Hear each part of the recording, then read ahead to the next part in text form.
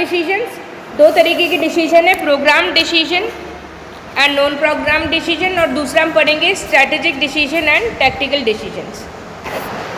Programme decision मतलब जो बने बनाए डिसीजंस हैं ऑर्गेनाइजेशन में, ऐसे डिसीजन जो लोअर लेवल मैनेजमेंट लेते हैं, ठीक है। जो ऐसे डिसीजन को हम डिसेंट्रलाइजेशन के थ्रू हम इम्प्लीमेंट करवाते हैं। बने बनाए डिसीजन मतलब जो रूटीन डिसीजंस होते हैं। रूटीन डिसीजन मतलब जैसे कोई एम्प्लॉय लेट आ रहा है ना, तो हम 2 दिन उसकी हाफ डे चढ़ाएंगे, तीसरे दिन उसकी हाफ सैलरी कट कर लेंगे, तो ये क्या है, प्रोग्राम डिसीजन। अब इस प्रोसेस में जो भी इंडिविजुअल आएगा, मतलब कोई भी इंडिविजुअल ऑर्गेनाइजेशन में, तो वो इसी रूल एंड रेगुलेशन के अकॉर्डिंग डिसीजन ले लिया जाएगा, ठीक। इसको बोलते हैं प्रोग्राम डिसीजन, ठीक है। तो जो ऑर्गेनाइजेशन की रिकरिंग प्रॉब्लम्स होती है उनको सॉल्व करने के लिए हम प्रोग्राम डिसीजंस लेते हैं। ये ऐसे डिसीजंस हैं जो जिनके ऊपर एक्सटर्नल एनवायरनमेंट का बहुत ज़्यादा असर नहीं पड़ता, और ये ऐसे डिसीजन हैं जिनकी वजह से ऑर्गेनाइजेशन की फंक्शनिंग भी बहुत ज़्यादा अफेक्ट नहीं होती, ठीक। दूसरे हैं हमारे non programme decisions. Non programme decisions मतलब जो अनसर्टेनिटी की वजह से जो प्रॉब्लम्स हमारी ऑर्गेनाइजेशन में आती हैं, अचानक से कुछ चेंज हो गया, ठीक है, उसकी वजह से अगर हमारे ऑर्गेनाइजेशन में कोई प्रॉब्लम आती है तो ऐसे डिसीजंस बहुत हाई लेवल ऑफ कंसर्न के होते हैं, और ऐसे डिसीजंस को ऑर्गेनाइजेशन के टॉप लेवल मैनेजमेंट ही लेते हैं। वो क्या करते हैं, इन डिसीजन को इंटरनल ऑर्गेनाइजेशन और एक्सटर्नल ऑर्गेनाइजेशन दोनों को इवैल्यूएट करेंगे और उसके बेसिस पे डिसीजन लेते हैं, और ये थोड़ी टाइम टेकिंग होते हैं as compare to programme decision, ठीक। एक बार देख लेते हैं इसमें क्या क्या है। पहले देखते हैं programme decisions. They are routine and repetitive and are made within the framework of organisational policies and rule. तो प्रोग्राम डिसीजन क्या है, रूटीन डिसीजन है, रिपीटेटिव है, डेली उसी तरीके के डिसीजन सब लेते हैं, and are made within the framework of organisational policies and rule. Organisation की पॉलिसी और रूल्स को देखते हुए इन डिसीजंस को बनाए जाते हैं। Second, these policies and rules are established well in advance to solve recurring problem in the organization. अब ये जो सॉल्यूशन है एक्चुअल में देखा जाए बनाया टॉप लेवल ने है, लेकिन डिसीजन लोअर लेवल लेता है, ठीक। तो कई इनको इवैल्यूएट करके जो रूटीन डिसीजंस हैं इनको बनाया गया है, लेकिन इम्प्लीमेंट कौन करता है इनको, लोअर लेवल, ठीक है। इनको मॉनिटर कौन करता है, लोअर लेवल। तो लोअर लेवल के लिए डिसीजंस पहले से ही बना दिए जाते हैं ताकि लोअर लेवल बार बार टॉप लेवल को डिस्टर्ब ना करे, ठीक।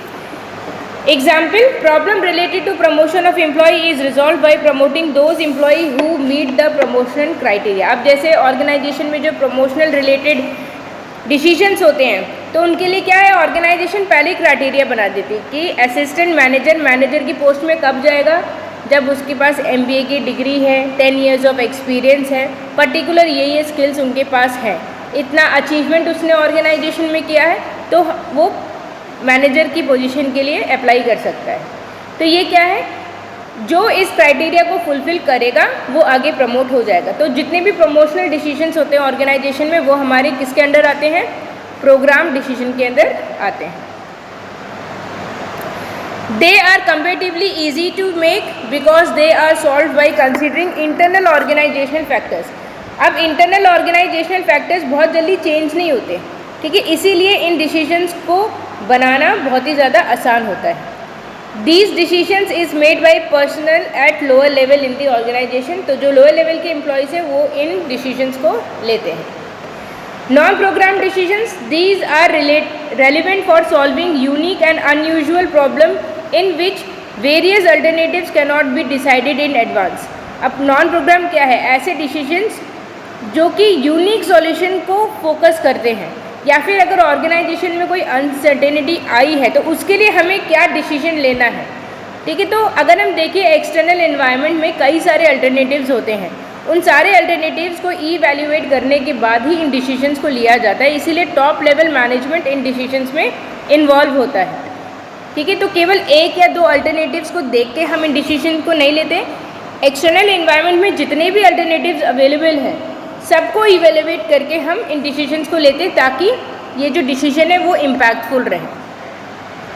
For such decision the situation is not well structured and the outcome of various alternatives can not be arrange in advance. तो ये ऐसे डिसीजन होते हैं जिसमें हम कोई भी स्ट्रक्चर्ड सिचुएशन नहीं है इसमें।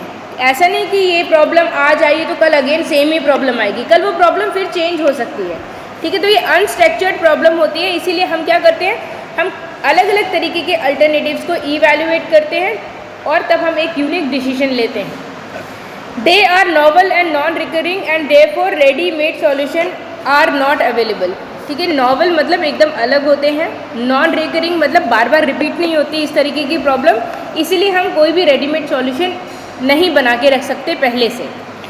These decisions are of high importance because of their long term consequences, ठीक है। लॉन्ग टर्म कॉन्सिक्वेंसेज मतलब इन डिसीजन का जो इम्पैक्ट है और पूरे ऑर्गेनाइजेशन में पड़ता है लॉन्ग टर्म के लिए, ठीक है। इसीलिए इनको हम ऐसे ही नहीं लेते हैं।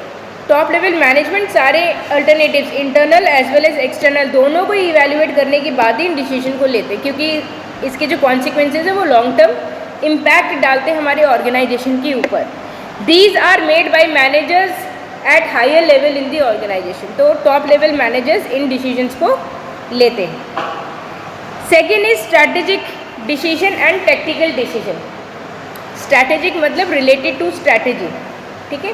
स्ट्रैटेजी क्या होती है, ऑर्गेनाइजेशन में जो भी ह्यूमन रिसोर्स है और मटेरियल रिसोर्स है दोनों को इस तरह से हमें यूटिलाइज करना है कि हम मैक्सिमम आउटपुट को अचीव कर पाएँ, और इसके लिए टॉप लेवल मैनेजमेंट क्या करता है, एक स्ट्रैटेजी क्रिएट करता है ना, कि हर एक डिपार्टमेंट में इतने रिसोर्सेज को हमें इस तरह डिस्ट्रीब्यूट करना है, और हम यहाँ पे फोकस करते हैं कि इफ़िशियंसी और इफ़ेक्टिवनेस दोनों को ही हम इम्प्लीमेंट करें, ठीक। क्योंकि ऑर्गेनाइजेशन के रिसोर्सेज बहुत ही इंपॉर्टेंट फैक्टर्स होते हैं प्रॉफिट मेकिंग के, ठीक।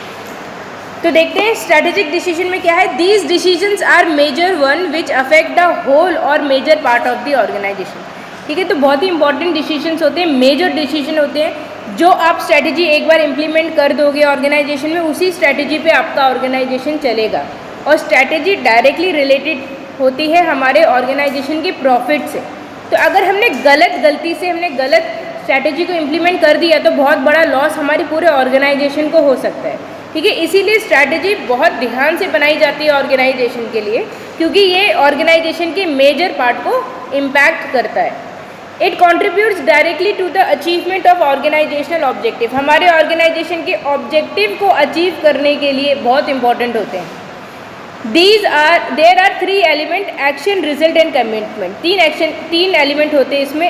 एक्शन, आप कितनी भी अच्छी स्ट्रैटेजी बना लो, अगर आपने उसको इम्प्लीमेंट नहीं किया, मतलब कि एक्शन में नहीं लेके आए, तो उस स्ट्रैटेजी का कोई मतलब नहीं है।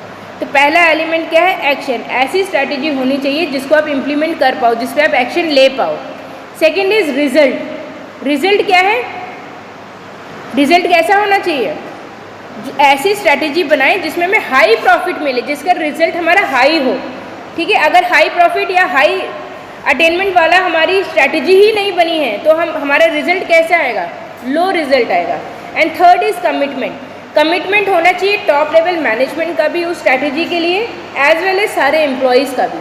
अगर हमारे एम्प्लॉयज़ कमिटेड नहीं है उस स्ट्रैटेजी को लेके, तो कितनी भी अच्छी स्ट्रैटेजी आप बना दो वो काम नहीं करेगी, ठीक है। तो इसके 3 इंपॉर्टेंट एलिमेंट्स होते हैं, एक्शन एलिमेंट, रिजल्ट एलिमेंट और कमिटमेंट एलिमेंट। मतलब ऐसी स्ट्रैटेजी हो जिसको हम एक्शन में लेके आ पाएँ, रिजल्ट हाई हो और कमिटमेंट ऑफ एम्प्लॉय भी उसमें हो। कमिटमेंट मतलब एम्प्लॉयज़ को सीरियसली ले और उसको एज इट इज़ इम्प्लीमेंट करें। Next is these are normally non programme decision where the alternative involve and the outcome of the alternative cannot be known in advance, ठीक है। एक तरीके से देखा जाए तो स्ट्रैटेजिक डिसीजन हमारे क्या हैं, नॉन प्रोग्राम डिसीजंस हैं। ये दोनों एक जैसे हैं।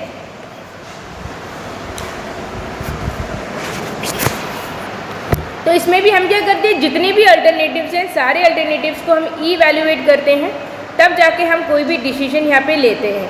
ऐसा क्यों करते हैं, क्योंकि हमें पहले से नहीं पता होता कि जो स्ट्रैटेजी हम इम्प्लीमेंट करने वाले हैं वो हमको प्रॉफिट ही देगी या लॉस भी हो सकता है, ठीक है। तो हम एडवांस में इसके बारे में कुछ भी नहीं कह सकते। Next, these decisions are made in context of external factors which are quite dynamic and uncertain, ठीक है। तो स्ट्रैटेजी में जब हम स्ट्रैटेजी बनाते हैं तो हम एक्सटर्नल फैक्टर्स को हम इन्वॉल्व करते हैं। एक्सटर्नल फैक्टर्स क्या होते हैं, PEST, political, economical, social and technology. और ये चारों फैक्टर्स क्या हैं, बहुत ज़्यादा डायनेमिक है, थोड़े थोड़े टाइम पे चेंज हो जाते हैं, ठीक है। तो हम क्या करते हैं, कंसिडर करते हैं एक्सटर्नल फैक्टर्स को जो खुद में बहुत ज़्यादा डायनेमिक और अनसर्टेन होते हैं, ठीक। Next is tactical decisions.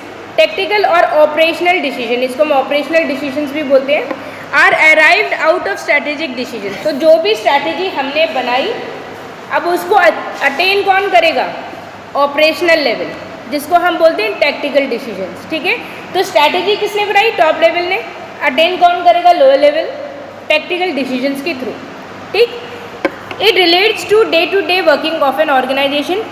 हर एक दिन नए टारगेट्स एम्प्लॉयज़ को दिए जाते हैं, है ना, और हर एक दिन उन टारगेट्स को अटेन किए जाते हैं। तो जो भी हमने स्ट्रैटेजी बनाई, फॉर एग्जांपल हमने 1 साल की स्ट्रैटेजी बनाई है, तो उसको हम डिवाइड करते हैं मंथली बेसिस पे, वीकली बेसिस पे एंड पर डे बेसिस पे। और पर डे बेसिस पे हम अपने टारगेट्स को अटेन करते हैं, तो हम वीकली टारगेट को भी अटेन कर पाएंगे, मंथली को भी कर पाएंगे और ईयरली को भी कर पाएंगे, ठीक। तो इसीलिए जो टेक्टिकल डिसीजन है, इनको हम लोअर मोस्ट में ब्रेक डाउन करते हैं, मतलब डे टू डे बेसिस पे इनको हम ब्रेक डाउन करते हैं। It is made in context of well set policies and procedures. जो हमारे ऑर्गेनाइजेशन की पॉलिसी एंड प्रोसीजर है, उसी के अंदर रहते हुए इन डिसीजंस को बनाए जाते हैं। जैसे पॉलिसी और प्रोसीजर कहती है कि 9 to 5 वर्किंग टाइम है, तो हम 9 to 5 टाइम को कंसिडर करते हुए ही अपनी टारगेट्स बनाएंगे, ठीक। Next, it has to be taken frequently, ठीक है। ये जो डिसीजंस हैं, इनको फ्रीक्वेंटली मतलब जल्दी जल्दी लिए जाते हैं। इट इज़ मोस्ट रिपीटेटिव, हर एक दिन एक ही तरीके की डिसीजंस होते हैं, ठीक है, एक ही तरीके की डिसीजंस लिए जाते हैं, इसलिए रिपीटेटिव नेचर के होते हैं। The outcome are of short term nature and affect a narrow part of the organisation. Outcome क्या है, शॉर्ट टर्म है। फॉर एग्जाम्पल, आज का टारगेट था 1K प्रोडक्ट्स बनाना, 1K ना बना के हमने केवल 900 बनाए, 100 प्रोडक्ट हमारे बच गए, आज का टारगेट तो कंप्लीट नहीं हुआ, तो कोई मेजर पार्ट इफेक्ट नहीं होगा। इस 100 टारगेट को हम नेक्स्ट डे शिफ्ट कर सकते हैं, हम 1K की जगह 1.1K अटेन करेंगे, ठीक।